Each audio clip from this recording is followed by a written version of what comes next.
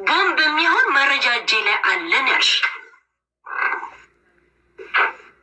ዋሻው ነይና ተከራካሪ ኖቤን ኬክ አደርግልሻለሁ። እዚህ ጉዳይ ላይ ውጭ ጉዳይ ሚኒስቴር ምን ይላል? አንቀጽ 36 ምን ይላል በዚህ ጉዳይ ላይ?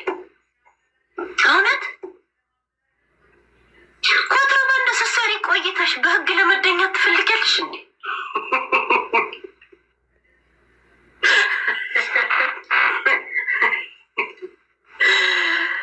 ቡችን ከደባብቃይ ስትሰሪ ቆይተሽ ከዛ አስገባሻት። አታፍሪም እንዴ? ምን እንደምታ ነርቫማ አሮጌት ነሽ ምልሽ እኮ ለዛ ነው። ምክንያቱም ስንት ነገር ስትደብቅ የነበረውን ስትርበተበች እንዲህ ስትንቀጠቀጭ አይጥ ድመት የገደለ ሰው ነው የምትመስለው።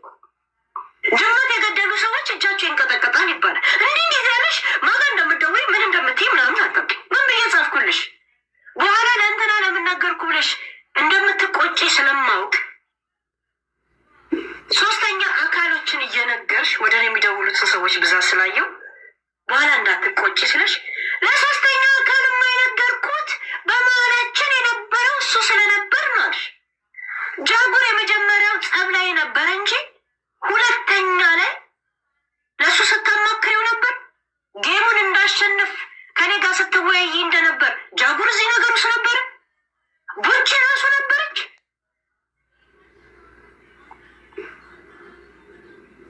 ዱባይ ላይ በገብረ ማን ነው የሚባለው? ይሄ ባለ ሀብት ነው የሚባለው አይኑን የሚያመው ይቅርታ እኔ ስምን ስለማላውቅ ነው። እሺ ወንድሜ ያ ማነው ስሙ? ገብረ ማን ነው የሚባለው? ገብረ ጊዮርጊስ ነው ገብረ ጂኒ እንደዛ ነገር። በሱ በኩል አልሽና ደግሞ ያወራብኛል አልሽ። ከዛም ባንኮክ ስሄድ ማናጀር አለኝ ገብረ ወልድ ነው የሚባለው ወልድ ጊዮርጊስ እንደዛ ነገር ገብቷቸዋል። እኔ የስም ችግር አለብኝ። ያው እንኳ እያሰማው ነው እኮ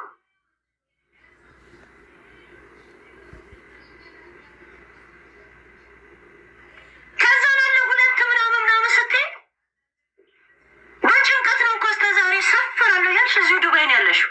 ይሄ የቡቺን ፓርክ የሚባለው ነው ስትምነሸነሽ ያየንሽ።